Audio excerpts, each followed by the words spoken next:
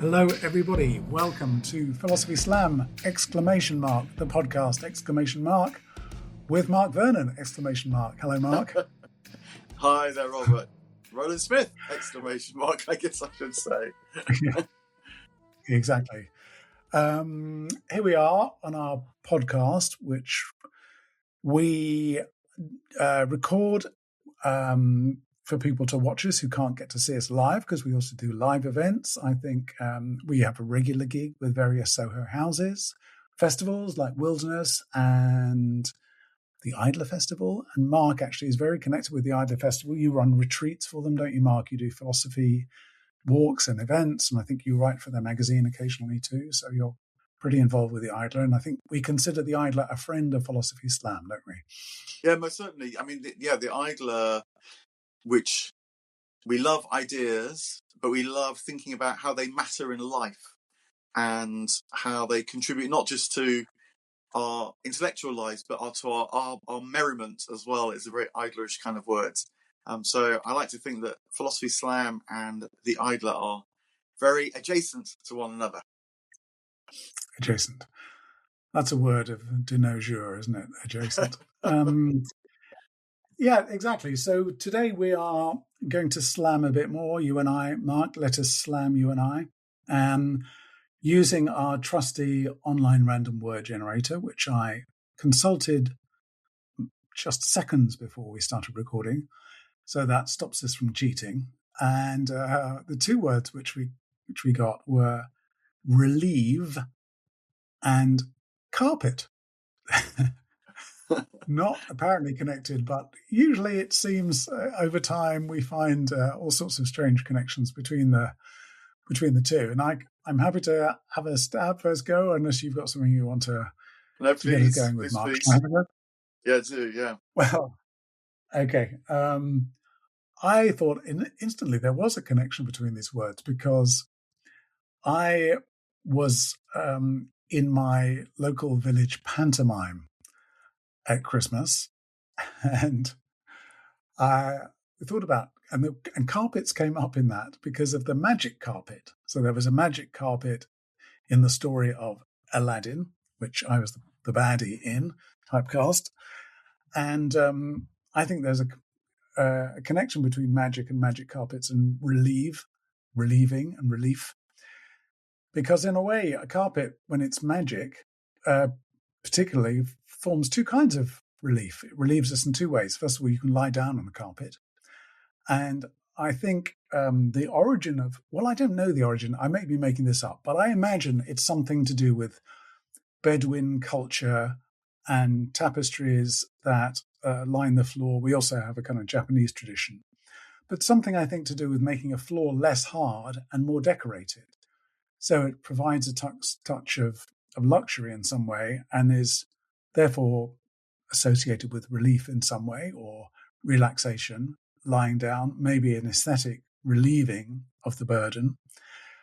And when associated with magic, I think of magic as a kind of relief from reality. We're being taken away from the burdens of having to be constrained by what is scientifically or physically possible and true.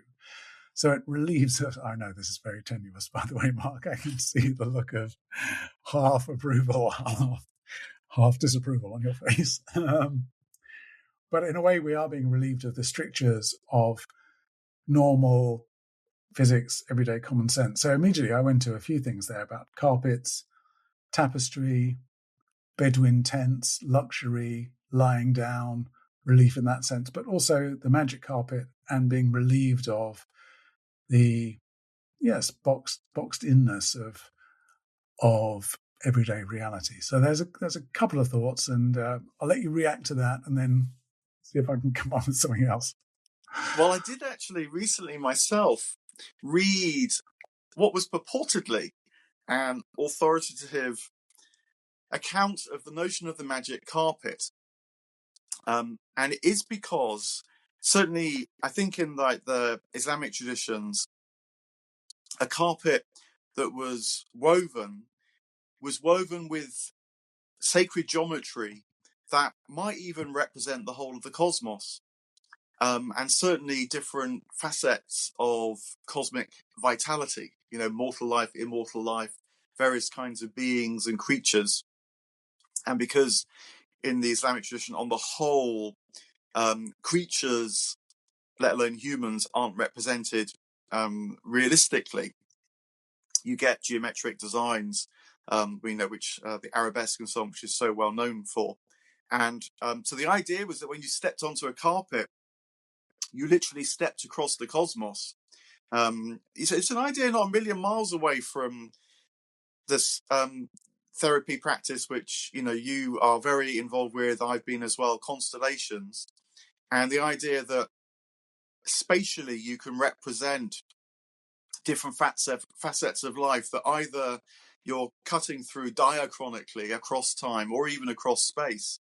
So the idea of the magic carpet originally was that not that the carpet flew, but that you flew as you stood across the carpet. But then that gets turned into the wonderful mythology of the flying carpet. So I really like that notion, actually, and we have some Kelim rugs, which aren't designed on the whole in that way, I don't think, but nonetheless they do bring a very different quality of presence into a room that I much like. There is a sense of tradition that comes into the room with a kelim, and it adds a sense of depth, therefore, to the experience of the room. And as someone who's fairly recently moved from a house that didn't really have carpets, just a few kelim rugs we had, but certainly didn't have fitted carpets, to one that has fitted carpets, and kind of needs them because the floorboards are too ropey. I've appreciated my Kelim rugs all the more for what they bring, because a fitted carpet has a relieving sense in the room. You're right, but it has a bit of a sort of sealed effect for me as well. So I like to feel under my feet. If I can't feel the actual floorboards, when I step onto the Kelim rug, I can sort of feel a different quality of presence as well, rather than the slightly subduing presence of the fitted carpet. So this idea of relief and carpets, or relieving and carpets, I feel a bit mixed about. Maybe that's what my slight screwed up face was about, I think.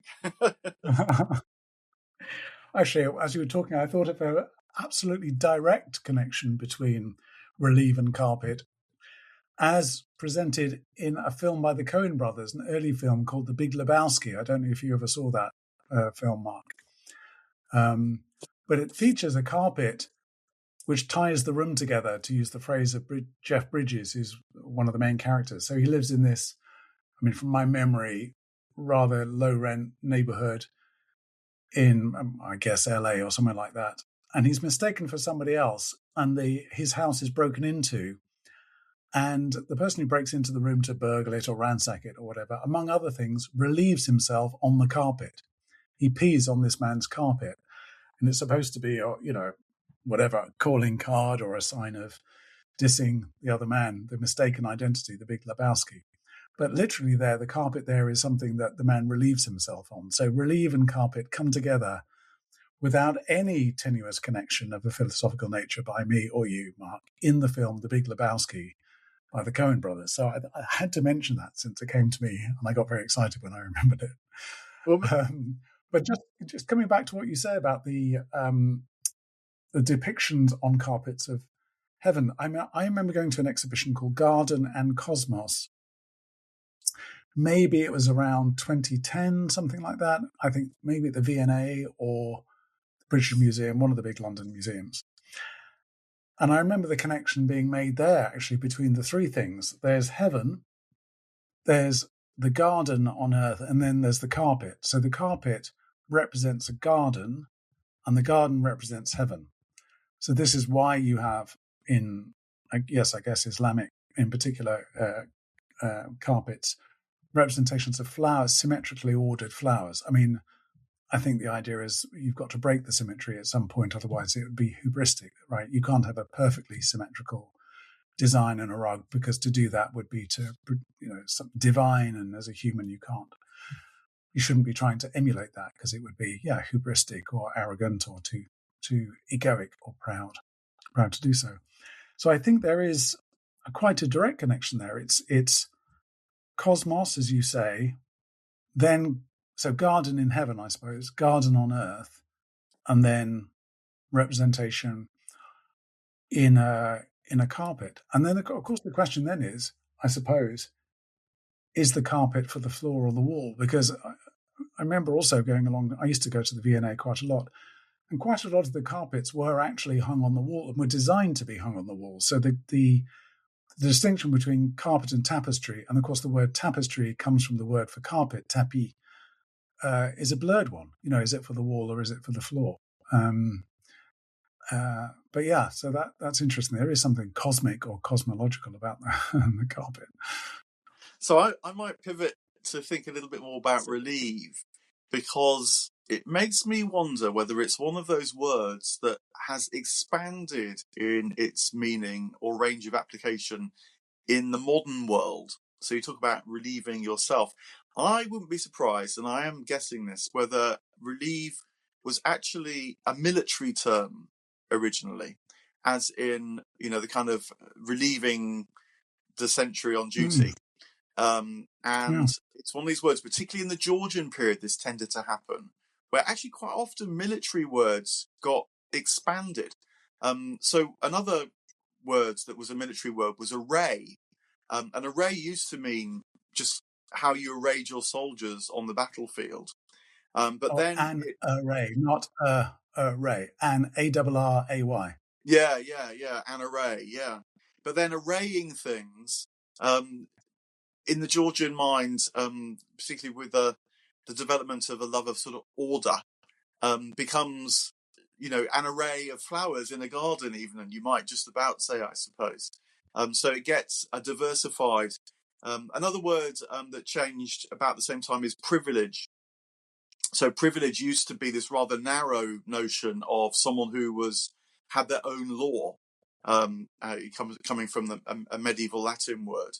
But then it gets shifted to that which all people enjoy under the law.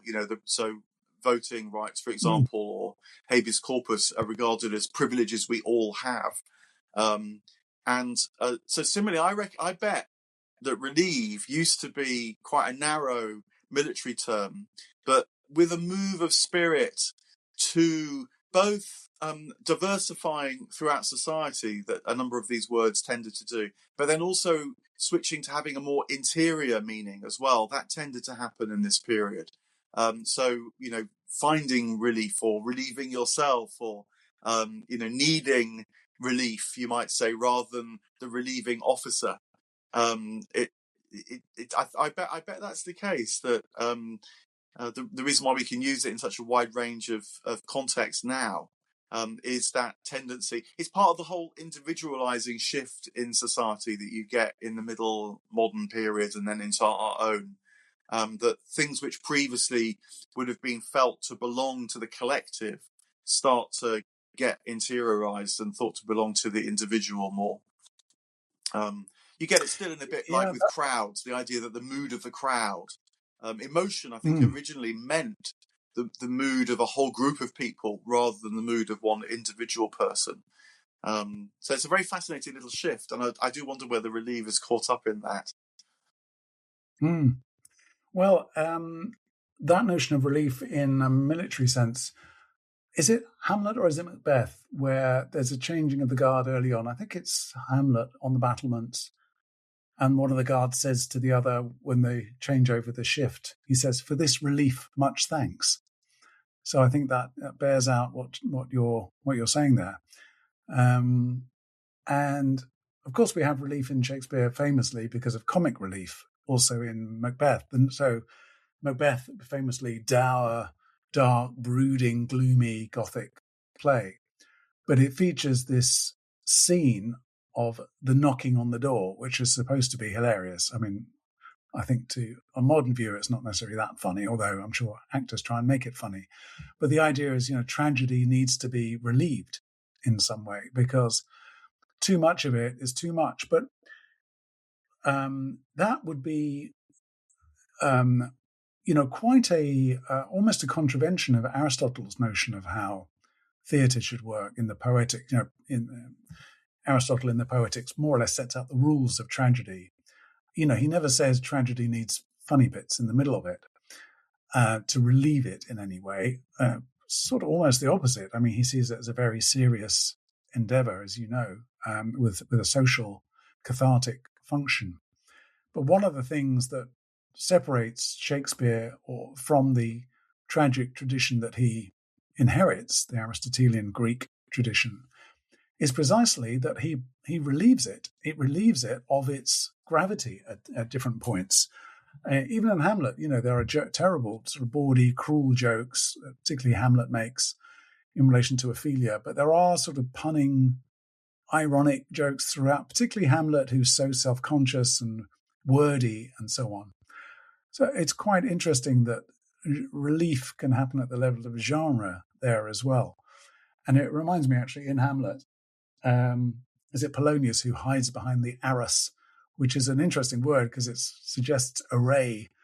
But I think it's also another word for a carpet, probably. It's some long drapery, like a tapis or a tapestry that's hung down like a curtain from the stage and is part of that stage within a stage within a stage sort of trompe l'oeil that you have going on in Hamlet. But yeah, I think you're right. Relief, that's very interesting that it could have a military origin in some way. I was also thinking of that phrase in, I think, mainly architecture, but I think also is used in trompe l'oeil in painting, which is bas relief. It's when you create the illusion of depth on a surface where there isn't any in a painting, create the idea of layers and shadows and crevices and so on, particularly if you're painting architecture and you want to capture, an architrave on a door, for example, and the shadow around it.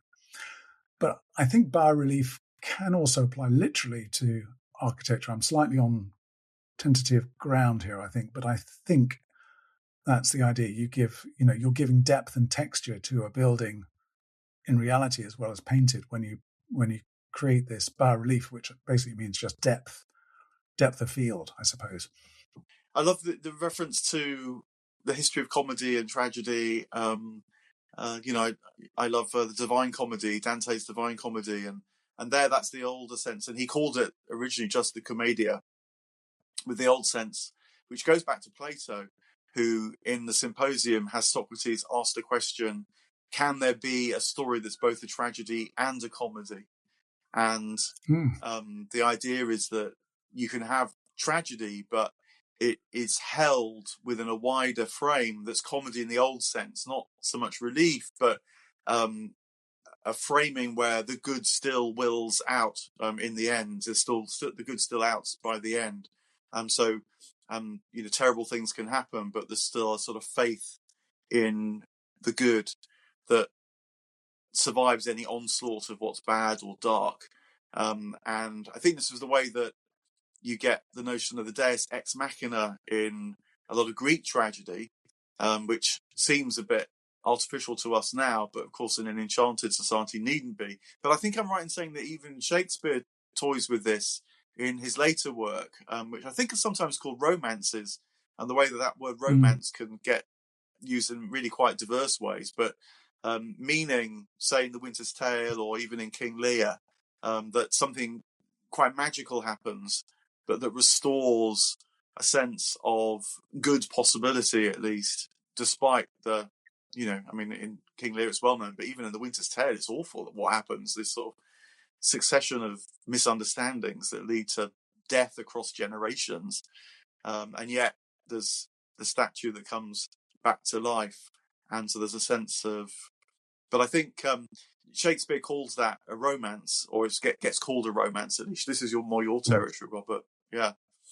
We're getting quite a long way from carpet and relief, I suppose, but these we are, yes. And it made me think, actually, as you were talking, because although we've associated carpets with the heavenly and the beautiful, there's also something quite disgusting about carpets. And often, if you think about pub carpets or so on, carpets are absorbent, and they absorb all the things that get spilled on them. Beer in a pub, but also I was thinking of that expression "blood on the carpet," which is reasonably common expression. And I think it probably crops up in murder mysteries as well. There's blood on the carpet. So a carpet is also something that, as anybody knows who's spilt red wine, for example, on a carpet will know, carpet keeps a trace. It's not just something to look at. It also has memory in a way. And I'm sure all of us have had stained carpets and looked at the stain and know where it comes from, or what the story of that carpet, or the stain that won't come out. So carpets and staining are, I think, intimately connected, because although they are soft and beautiful in all sorts of ways, and especially when they're wall to wall and fitted and provide insulation and so on, they're also a kind of accident waiting to happen in a way, because to spill something on a carpet, it can be quite upsetting. And then we have a stain, the human stain that reminds us of things. So, I mean, I don't want to get too metaphorical about it, but you as an ex-priest, Mark, will know about whether stains can be washed away or not. You're a Christian, and we're recording this in the foothills of Easter, let's call it. And all of us would like to have souls that, with carpets that are quite cleanable, I suppose, rather than ones that will maintain their stains forever, because that will give us some relief. I'm sure that there must be some bit of Christian writing where Christ has been called the divine relief or something like that. And yes, so you made me think about how the carpet keeps its score. I'm sure there's a detective exactly. that walks into a room, sees a carpet and think, oh, there'll be evidence here somewhere. Exactly. Right. Okay. We better leave it there, Mark. I think I can feel hysteria on the edges of our conversation. So thank you, Mark, my partner in carpets and my fellow carpet fitter, my fitter of words to carpets, providing much comic relief.